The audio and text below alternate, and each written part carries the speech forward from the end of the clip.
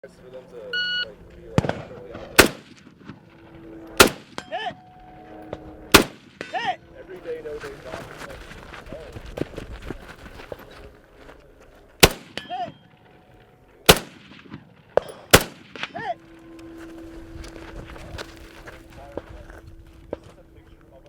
Hit!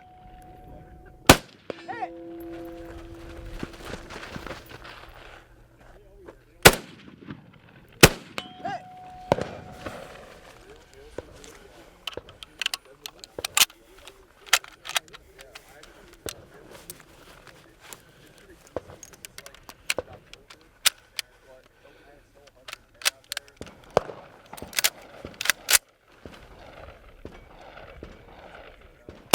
Hit! Move.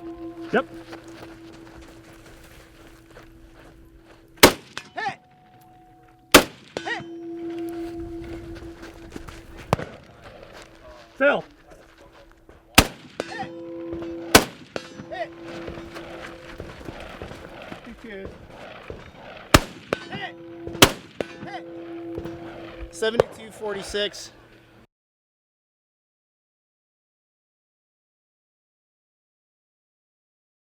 This is relaxing. I get to sit down at a stage. That's good. All right, bro, you ready? Good already. So, turns out the field hospital is getting overrun. All I got left is this.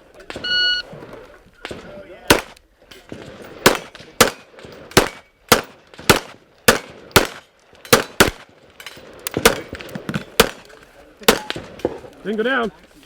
Yes, it did. Told you not to go to Tough Mudder.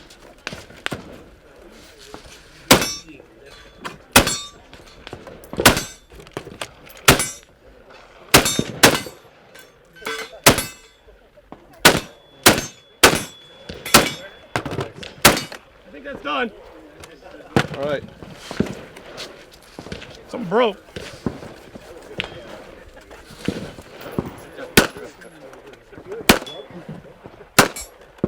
Good job. Of course.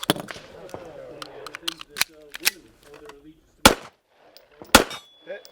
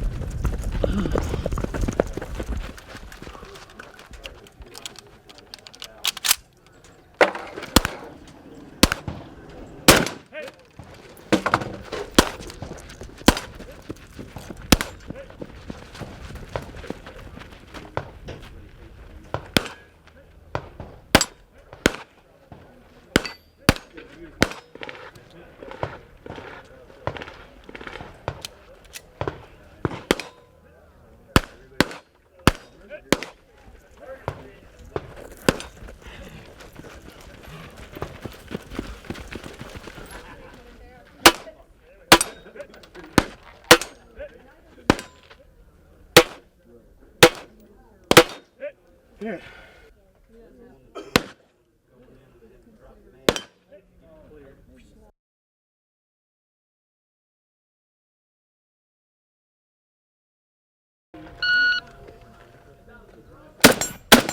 Hit. One.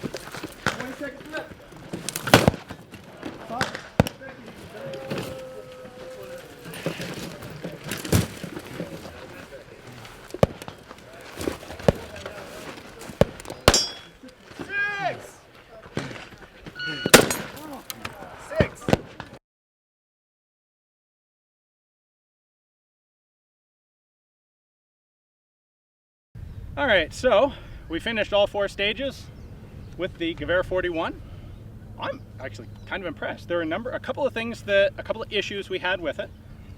So before this match, I've only run 20 rounds through the gun. And I actually had not tried stripper clip loading at all. When I got this rifle, it did not have a magazine at all. So I found a magazine on eBay. It was ludicrously expensive, but parts for these rifles are very scarce. Literally no magazine and no follower and no spring. Right, yeah, no mag, no follower. This is not a detachable magazine. It's a fixed magazine. So I would say semi-fixed. well, you can remove it for maintenance, but it's not a replaceable in the field, changing mags sort of deal. So we put in the magazine, put in the follower. On the very first stage, when I went to load a stripper clip, it turns out, and this is something that was very difficult, well, basically you wouldn't have been able to visually notice it.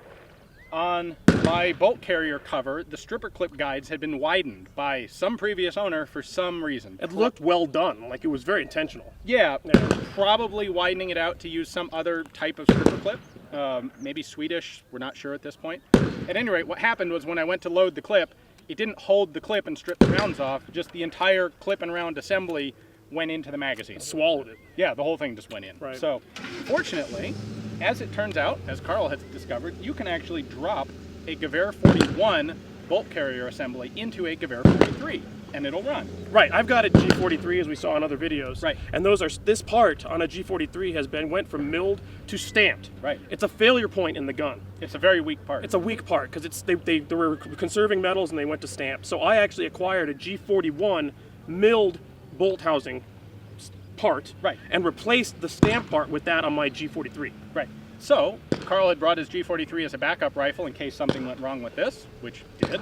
So we just swapped the bolt carrier assemblies out, and that allowed us to continue the match and use stripper clips properly. The amount of parts that are interchangeable between the 43 and 41 is remarkable. Yeah. The bolt carrier, I think the flaps maybe, I don't know yet, but this housing, the bolt carrier definitely is. Yeah. From the chamber back, they're basically the same gun. So there was some question of whether in the course of one match, the gas system on this G41 would get fouled up and stop working. It has not. In fact, one thing I'm really impressed with, it's an extremely soft shooting gun. It shoots more pleasantly than the 43. Yeah. The 43 is a more violent reciprocation during the action. And it just feels harsher on the shoulder. It's a little heavier, maybe part of it, but maybe how this reciprocates, there's less mass moving. I don't know, but it just pushes you less. It's a pussycat to shoot. It is wonderful. Yeah.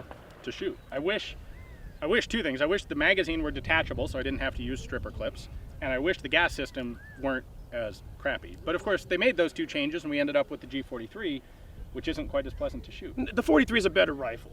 It absolutely. The gas system's better. It's got a scope mounting mechanism that's actually inherent to the gun as opposed to what's on this. Some of the parts where they went to stamped instead of milled was a wartime expediency thing. Right. Now, if you were to make the 43 just like you made the 41 the same quality, It'd be I don't a think fantastic those gun. issues with the 43 being considered unreliable would exist. Yeah, I agree. So that's why I replaced my stamp part with a milled part, to just get rid of that problem. Yeah. Something else to point out, the stock on this gun I believe is original, but it's been really badly treated. Literally someone glued something in here but left part of the leather sling in the stock. Yeah, the sling's in there, but then the cutout for the sling buckle on the other side has been filled with wood putty or something. And there were cracks here that I instructed you to wick with super glue so it wouldn't explode while we were shooting it today. Yeah, so we reinforced that. I have a reproduction stock on the way that will make this look a lot better. And this one's got one of those early plastic handguards. Yep.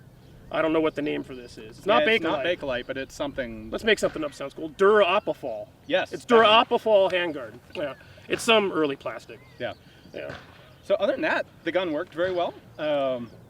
Now, in terms of pleasantly shooting, in terms of the recoil, this is nicer than the 43. However, it's also nicer than an M1 Garand.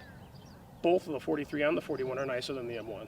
Which is not to say the M1 is an unpleasant gun to shoot. No, but the 43 and 41 are definitely more pleasant. A little softer. Yeah. Now, between this and the 43 with a detachable magazine and a scope, you definitely would want the 43, but man, the style points at this are off the chart. Yeah. So especially the third stage that we shot, which was actually stage number 1 in this match, we both had fantastic practical accuracy with it. We had 9 hits to make. You made them in 9 shots, and I made it in 10. On that note, on the stage you kind of got zinged on. That's our mid-range stage. We had targets at 150, well, 100 and 150, essentially, around there. Q target and an IDPA target. One of our best AR shooter guys at our squad today shot it in 55, and I shot it in 71. Yeah. With irons offhand. And a reload. And a reload on stripper clip. So definitely this would have been a game changer if they could have made enough of them. Yeah, I'd absolutely take that over about a whole bucket of K98. What we don't know is how long it takes for this gas system to foul. Right. Don't know. Now, at some point in the future, we'll do some testing to find out. Yeah. Unfortunately, we were shooting all Romanian ammo today, which is corrosive. So I'm going to go home and clean it, so we can't use this as a yeah, that's the way to go test. about it. Let's get some modern ammo that's not corrosive and continue to shoot it until this gas system stops. Yeah, see what it takes. It's going to carbon up at some point. Yeah. So if you guys aren't familiar with this gun, I have a Forgotten Weapons video out where we disassemble this and look at the entire action in detail. So I'm sure you could put a link to that. Yeah, if you're curious about it, check that video out. We've got a link somewhere here. I'll post a link to it. So another rare German gun, another weird German smock. Yeah, it's a different smock. You just got all sorts I of like these stuff. things. You know what? They're good because you can shove the sleeves up, you can roll them down, you can get in the dirt, you take it off, you got your normal clothes not messed up. They work, so I kind of like it. That's why I use it. But anyways, cool. I hope you guys enjoyed the video. Tune back in to Forgotten Weapons. Like the video, subscribe, tell your friends.